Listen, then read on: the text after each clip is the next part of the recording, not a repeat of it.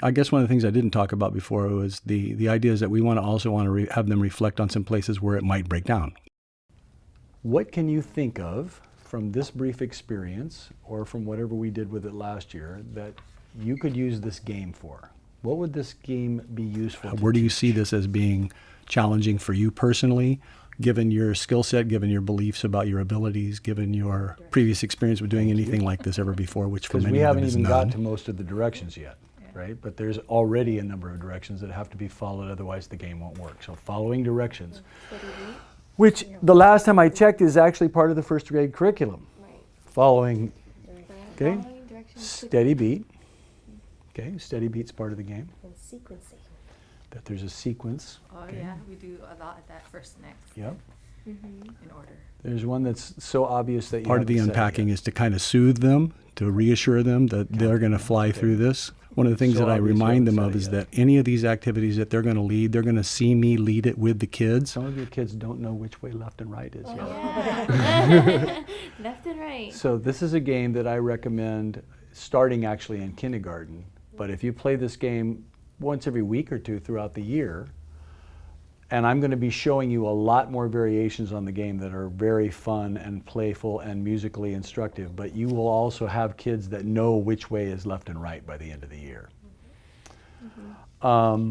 We've already talked about the whole idea of teamwork and staying focused and being a quality contributor and producer and all that. So those are important parts of the game.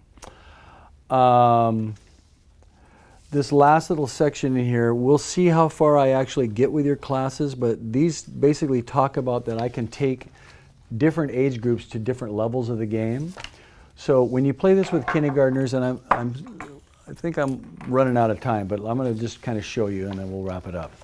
Kindergartners, here's what I do with kindergartners.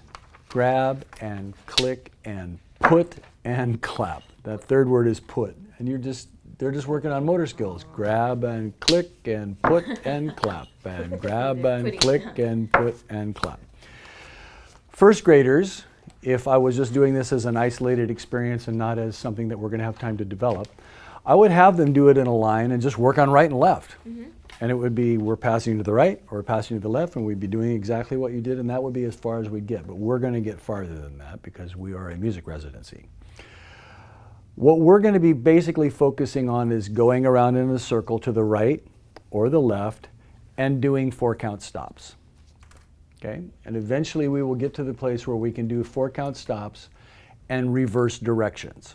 So we'll all start to the right and we do a 4-count stop, and when we come out of it, we'll go to the left. And so it's a whole high focus, making sure I know what my job is, following instructions, planning ahead kind of experience where the kids have to track if it's right or left, and they've got to know which is. Clockwise and counterclockwise. You can, I was just going to say, and you can take that We into just did account. that today. Yeah. We just did clocks. Yeah. Because I just learned this year that you work on clocks in first grade. I didn't know that. I didn't know when you were. I thought it was all stood. Analog.